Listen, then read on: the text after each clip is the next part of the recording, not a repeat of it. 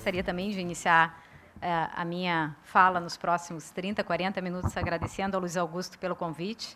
É a primeira oportunidade que eu tenho de participar dessa atividade e fico muito contente e honrada de ver ao longo do dia a quantidade de pessoas que tiveram oportunidade de prestigiar o evento.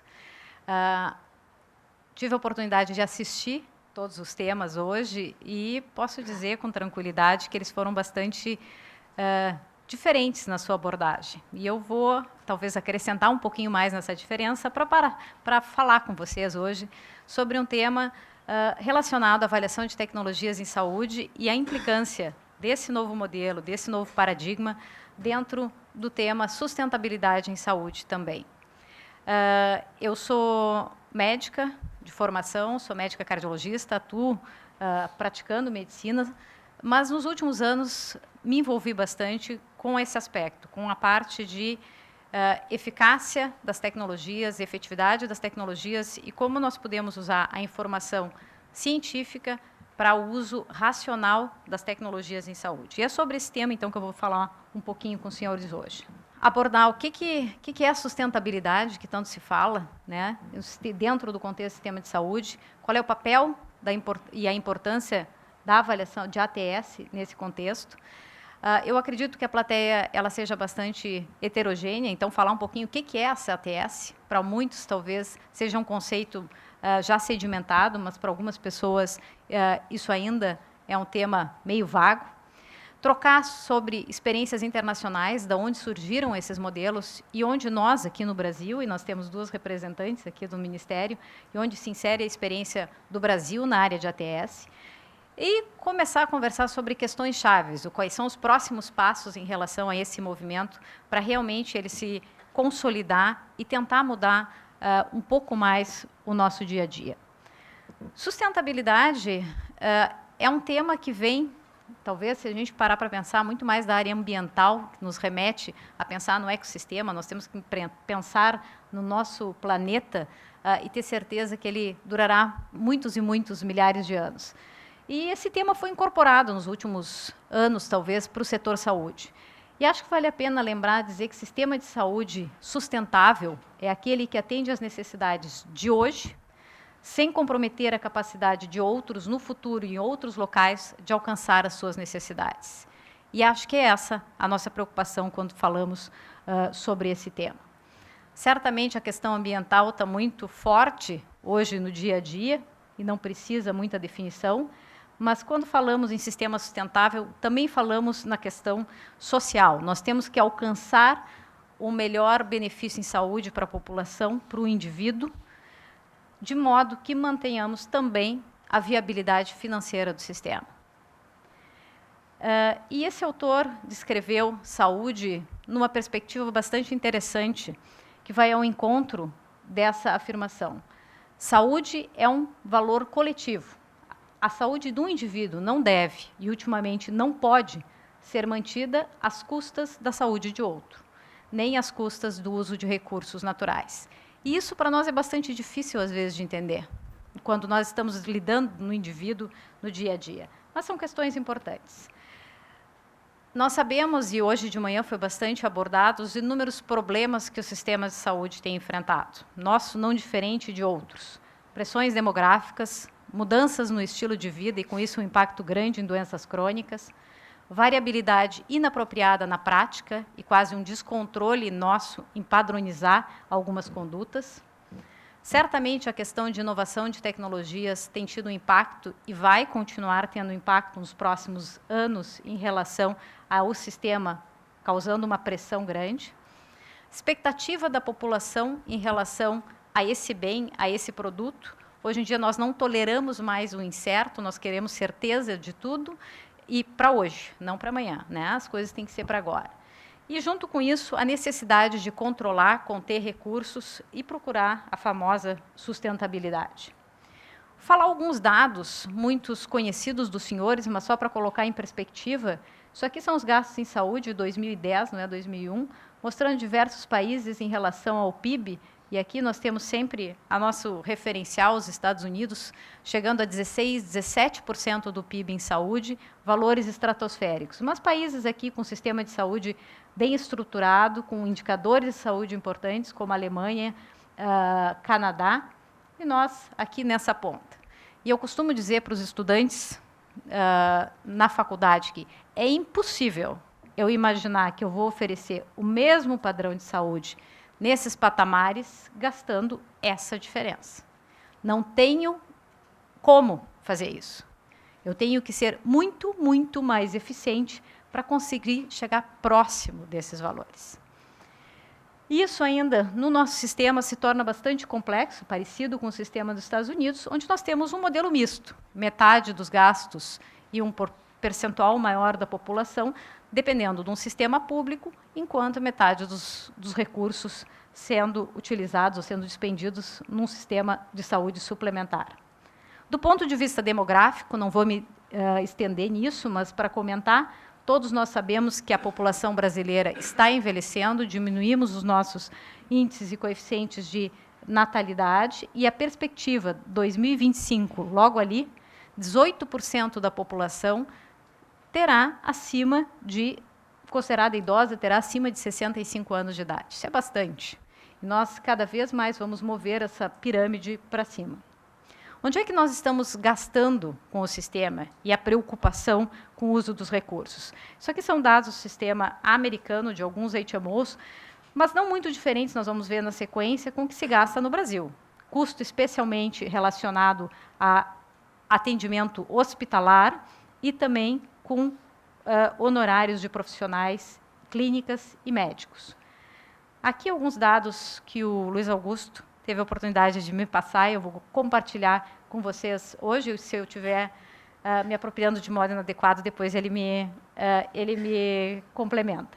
Mas isso aqui foi um estudo feito aqui pelo Instituto, é isso, Luiz Augusto, onde eles mostraram a estimativa, né, dos custos em relação a algumas operadoras no uso na composição dos gastos em hospitais. E o principal tem sido em materiais, em OPM e honorários médicos. E esses itens têm sido os que mais têm crescido também em importância nos últimos anos. Dados dos Estados Unidos, e não deve ser muito diferente do que nós temos no Brasil, sugerem que 1/3 do que se gasta no sistema poderia ser reaproveitado, ou seja, são gastos, desperdícios relacionados com a ineficiência, desde questões da própria prática da medicina, uma medicina defensiva, sem um controle necessário sobre alguns serviços que são prestados, alto custo, às vezes, desnecessário, perdas administrativas, serviços ineficientes, falamos um pouco em algumas apresentações hoje sobre erros médicos e má prática médica e o que isso representa para o sistema, fraudes no sistema e, certamente, perdas de oportunidade de uma medicina preventiva em alguns aspectos que poderia levar a uma maior eficiência. O que tem elevado, principalmente, o custo? Se diz, basicamente, fármacos e novas tecnologias, provavelmente responsável, junto com as doenças crônicas, por um incremento mais de 80% no setor. E alguns custos relacionados a questões administrativas, como eu comentei. O nosso sistema, considerado misto, público e privado, torna mais difícil ainda esse equilíbrio econômico.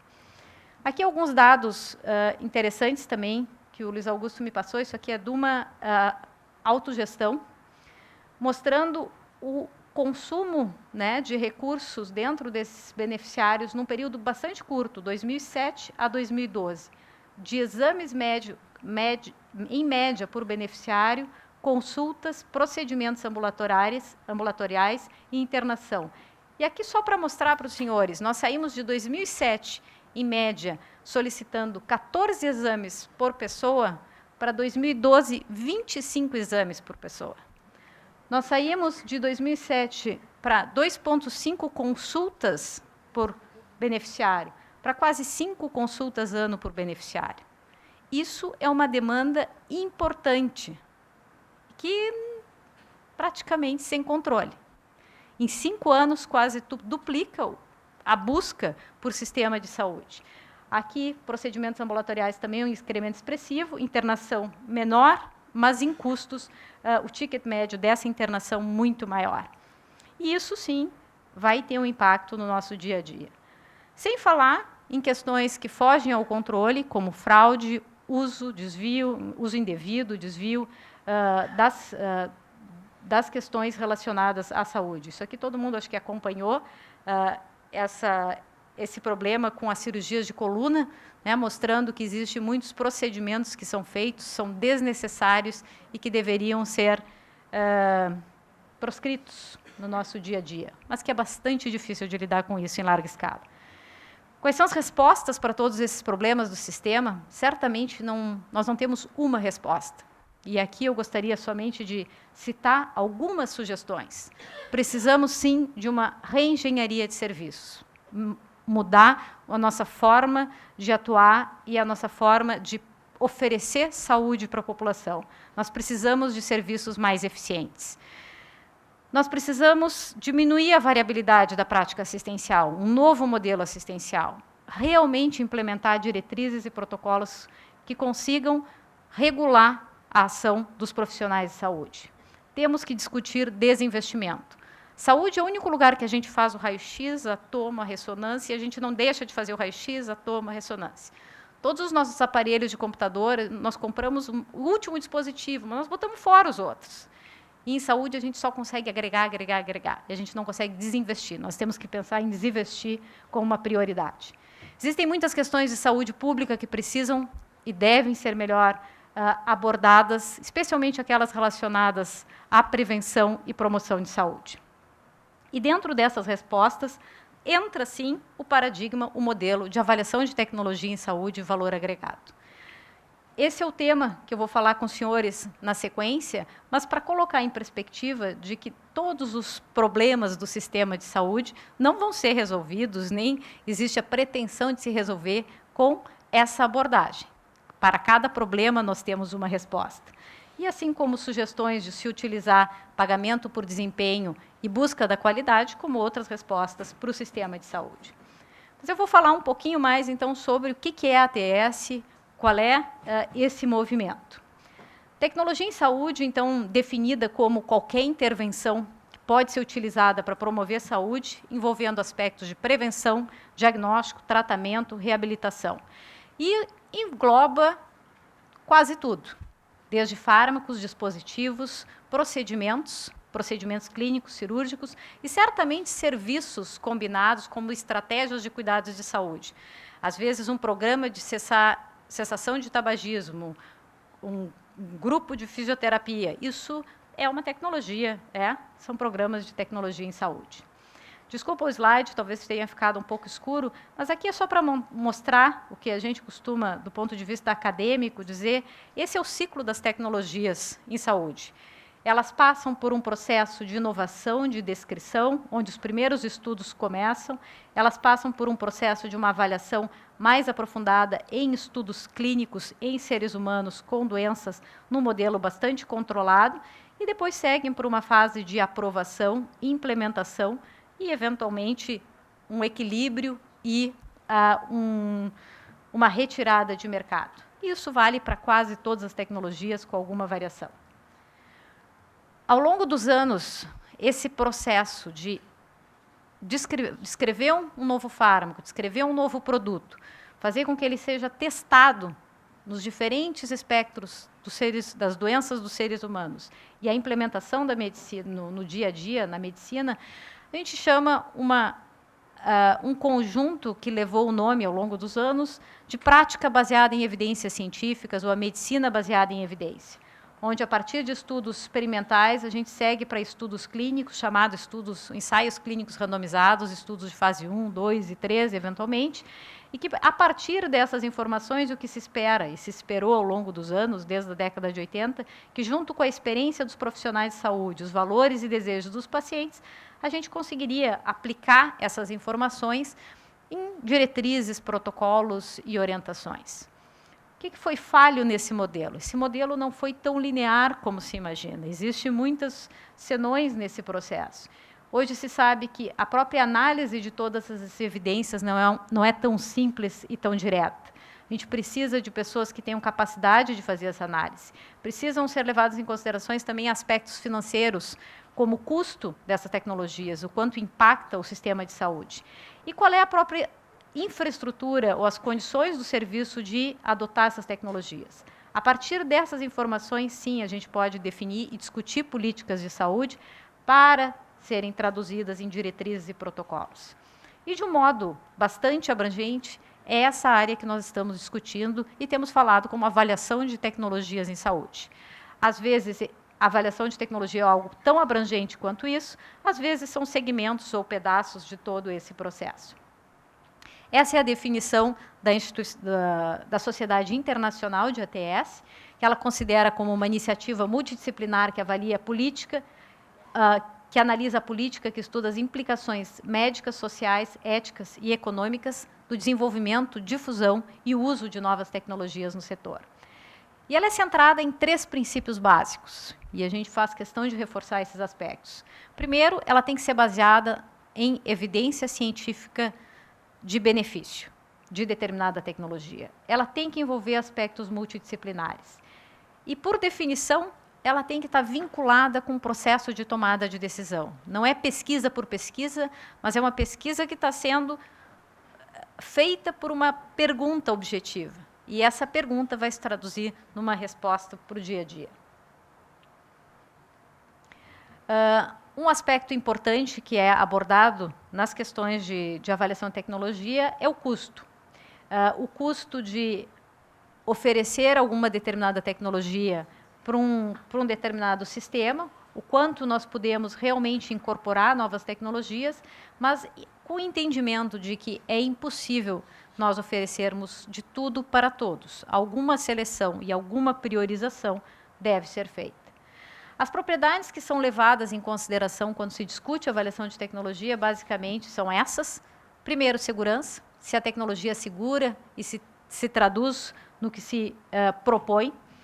Segundo, os aspectos, se ela é eficaz, se ela realmente consegue alcançar um benefício em situações, às vezes, de ensaios clínicos, e depois, se ela é efetiva, ou seja, se eu usar no meu dia a dia, no meu hospital, no meu sistema de saúde, ela realmente vai atingir aquele objetivo. O outro aspecto é o econômico e orçamento, se eu tenho condições de sustentar a tecnologia, e muitas vezes também questões sociais, legais e éticas são levadas em consideração dentro do processo de tomada de decisão de ATS.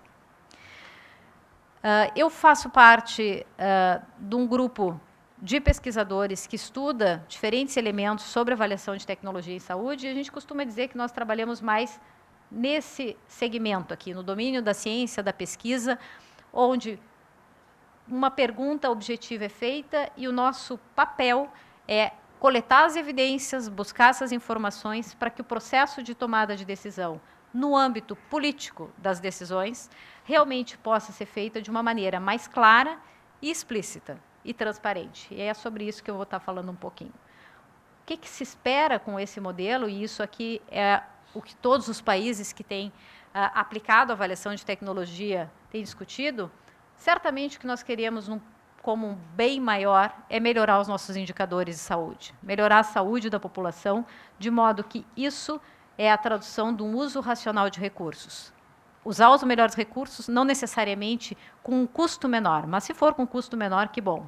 Mas garantir maior acesso, diminuir as desigualdades e certamente fazer uma retroalimentação de ciência e tecnologia e maior conhecimento.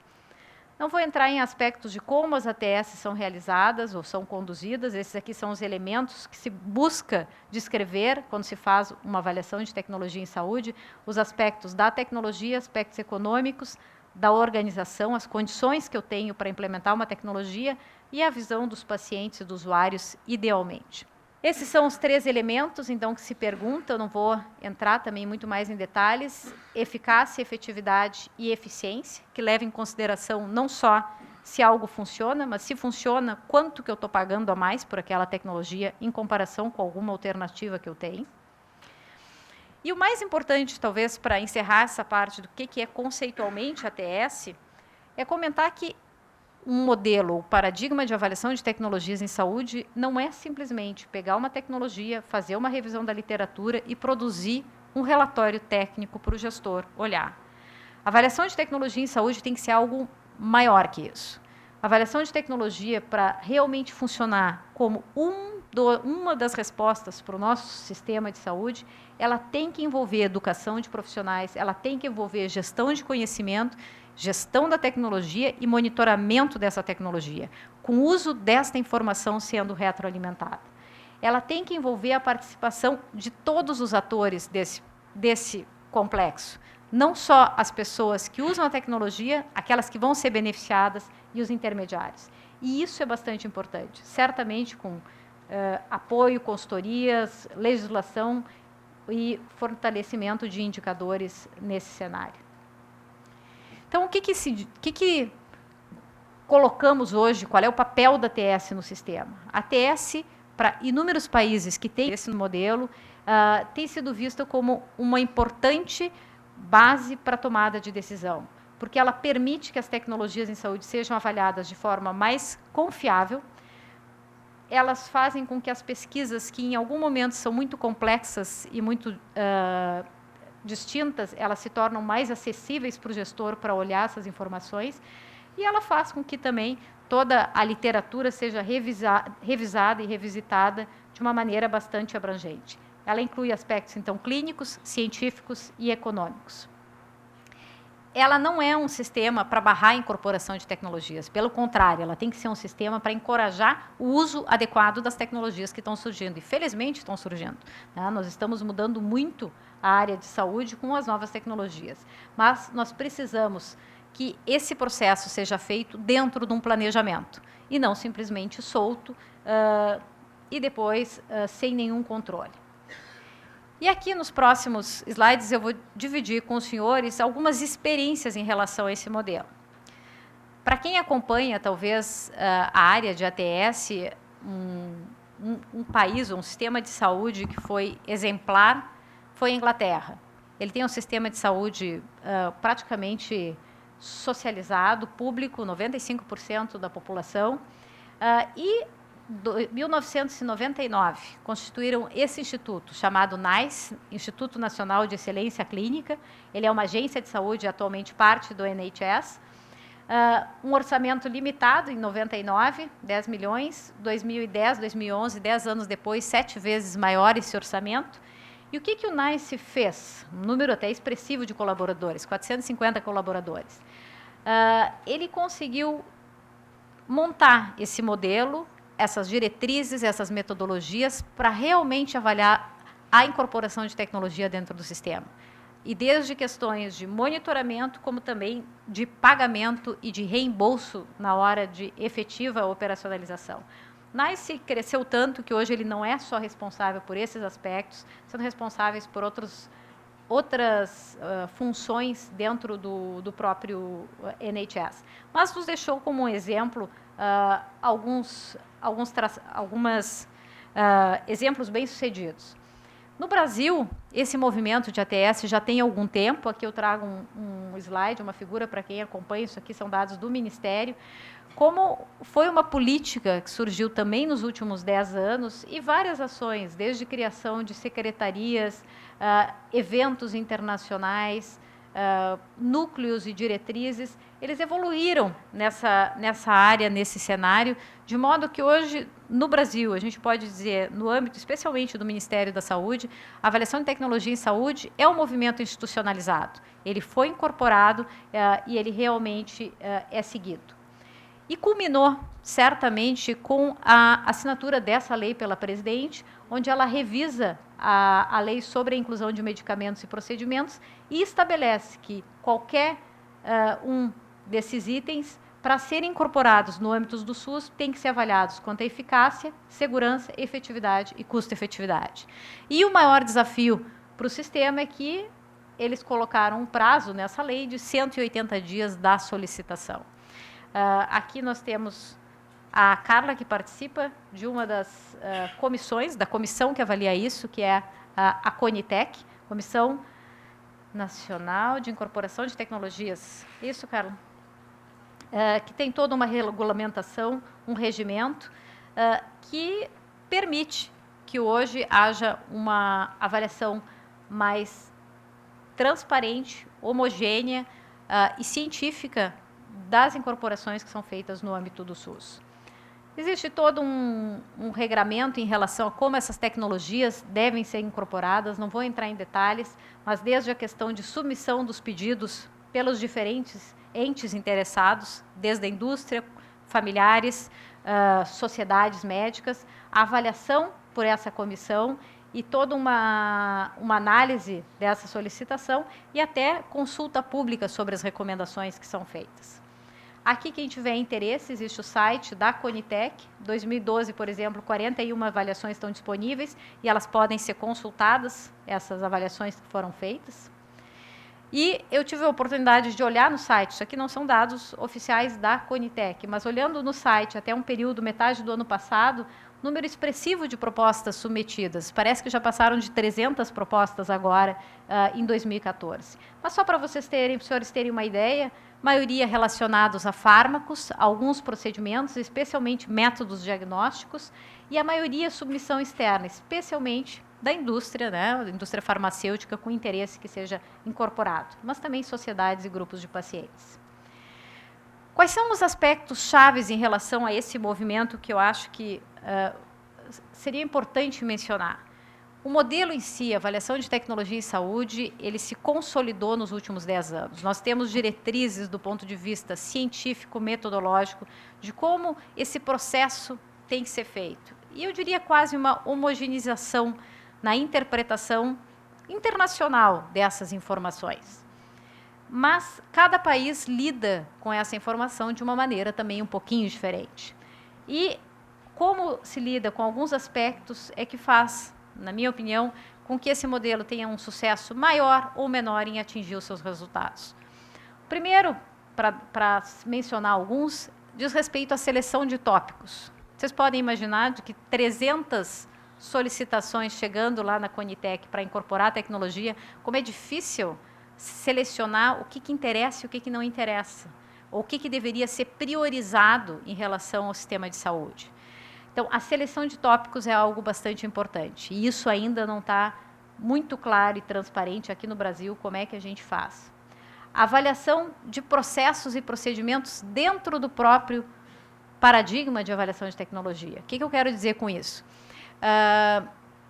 Às vezes, nós avaliamos um medicamento para cada doença, ou uma situação para cada doença.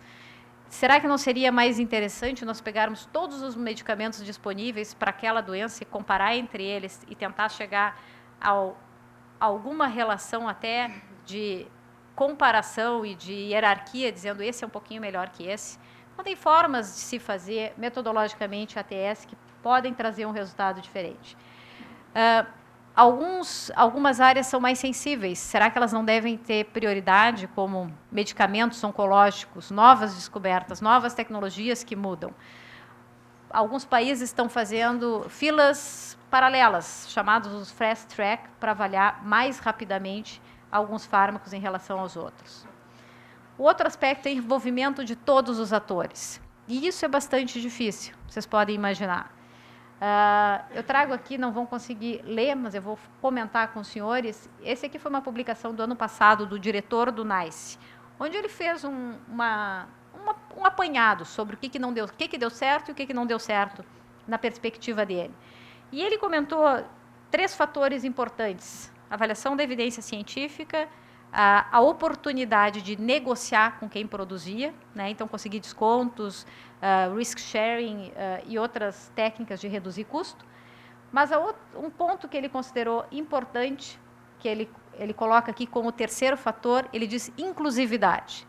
Incluir todos os atores, incluir todas as pessoas que se beneficiariam ou se prejudicariam dentro do processo de tomada de decisão. E aqui o mais importante, no NICE, todos os diretrizes ou todos os grupos que trabalham com os protocolos clínicos envolve pelo menos a presença de 2 pacientes, 2 usuários, 2 pessoas lá na ponta. Isso é algo que nós temos que avançar aqui ainda no Brasil. Desenvolvimento metodológico, tem alguns aspectos também que a gente precisa avançar, que não são fáceis. Dizem respeito a como é que eu faço as escolhas, como é que eu tomo a decisão. às vezes, ou a maioria das vezes, a incorporação da tecnologia ela não é branco e preto. Isso pode, isso não pode, isso serve, isso não serve. Provavelmente, 90% das situações, nós temos uma zona cinzenta para dizer que é bom, funciona um pouco, custa mais, como é que eu vou usar essa informação? Existem diferentes formas de se olhar isso, desde qual é o impacto orçamentário de uma tecnologia, quanto custa por ano na perspectiva do trabalhador, qual é a gravidade da doença, e se a gravidade da doença for muita, eu posso priorizar ou não, e assim por diante. Mas esse não é um processo fácil. Vou dar um exemplo para os senhores. Avaliação de tecnologia de uma cadeira especial, Carla depois me corrige, para pessoas que têm um defeito de coluna, ou paraplégicos, que é mais confortável, e muito mais confortável, não deixa escara, a pessoa é um almofadinho, versus uma medicação que melhora a sobrevida em 2, 3 meses. Os dois têm o mesmo preço. Como é que eu vou dizer que isso aqui eu posso incorporar, isso aqui eu não posso incorporar? Qual é a minha métrica para decidir essas questões? E isso ainda tem que evoluir. Nós não estamos ainda num cenário em que essas definições foram tomadas. Isso aqui é um trabalho do Marcos Ferraz, de São Paulo, onde ele fez uma entrevista com alguns gestores e perguntou para eles quais são os critérios que o senhor acha, ou vocês acham que é importante para incorporar ou para decidir se algo deve ser incorporado. E essas foram as respostas. Mais importante é saber se é seguro, não tem risco, se é eficaz e se é efetivo, se é um problema de saúde relevante, se não tem uma alternativa terapêutica, e, último, a questão de custos. Então, se nós perguntarmos para nós mesmos, na nossa sociedade, custo não é a primeira coisa que o pessoal se preocupa para decidir se deve incorporar ou não. E, falando um pouquinho dos aspectos chaves também de ATS, nós temos que continuar desenvolvendo massa crítica sobre esse assunto. Massa crítica, não só massa especializada, recursos humanos que possam fazer as avaliações de tecnologia, mas momentos como esse, que outros atores entendam o que é ATS para poder participar desse processo de decisão e, certamente, também a população em geral, o público leigo, tem que começar a discutir a incorporação ou não de tecnologias. Fomento de relações internacionais, isso sempre aparece, não temos que inventar a roda, todo mundo está trabalhando nesse mesmo cenário. E um outro aspecto, talvez o mais difícil, é a efetiva implementação dos resultados de todo esse movimento de ATS no processo de tomada de decisão, na tradução disso em políticas, das políticas para os protocolos e para a prática clínica. Esse, talvez, hoje em dia, seja o maior gargalo, a dificuldade de realmente acompanhar o que acontece depois que uma tecnologia é incorporada. O que ela muda efetivamente na saúde da população e nos indicadores de saúde que nós temos. E esse é o compromisso, eu acho, do sistema de saúde, assegurar que a incorporação de tecnologias ela tem que se traduzir em melhoria para a população. Alguns países conseguem fazer isso, aqui alguns resultados do NICE, mas nós ainda temos que avançar bastante nesse sentido. Avançamos em ATS. Avançamos porque hoje é uma vontade, não só política, é uma decisão de governo a incorporação desse movimento. É uma necessidade percebida por todos, ninguém mais questiona se devemos olhar as evidências científicas ou não. Temos expertise, temos recursos humanos para fortalecer mais esse movimento. A Marisa aqui representando os NATs, que são os núcleos, mais de 100 núcleos, né, Marisa, disseminados no 80, em hospitais universitários e outras instituições no Brasil, e o Ministério da Saúde aberto, com representação da ANS dentro desse movimento. Mas também temos alguns desafios. Essa é uma área bastante sensível que depende de financiamento isento, tanto governamental quanto não governamental, para minimizar conflitos, aumentar a transparência para que esse processo de decisão realmente seja adequado e que tenha credibilidade. E nós precisamos aumentar um canal efetivo de comunicação entre as necessidades percebidas pelos gestores e quem faz essas avaliações de tecnologia. Esses eram os aspectos que eu queria trazer sobre ATS e sustentabilidade. Mas eu vou falar mais 2 slides sobre questões provocativas relacionadas ao modelo médico assistencial. Eu acho que, além de ATS, nós temos que repensar o sistema. Quem trabalha, se tem alguém que trabalha na ponta, que lá no dia a dia prescreve o paciente, solicita exames ou pede alguma cirurgia, vai entender que, na forma como nós estamos atuando, não vai durar muito. Nós temos que repensar isso. O aumento do lucro, ou dos lucros das instituições, ele parece ser completamente desalinhado com os interesses do paciente. E hoje depende muito mais em aumentar volume e não necessariamente entregar resultado para o paciente. Nós temos que agregar valor. Na minha percepção, agregar valor é parar de um pouco, pensar o que nós estamos fazendo. E a ponta final é a saúde da população, a saúde do indivíduo. Esse é o valor que a gente tem que entregar. E é isso que nós tínhamos que começar a mensurar e, realmente, através dessa medida, implementar um sistema que possa ser sustentável com custo menor ou, pelo menos, com custo controlado. Se nós não conseguirmos fazer isso, acho que é um sistema que pode estar falido logo, logo. Muito obrigada pela atenção.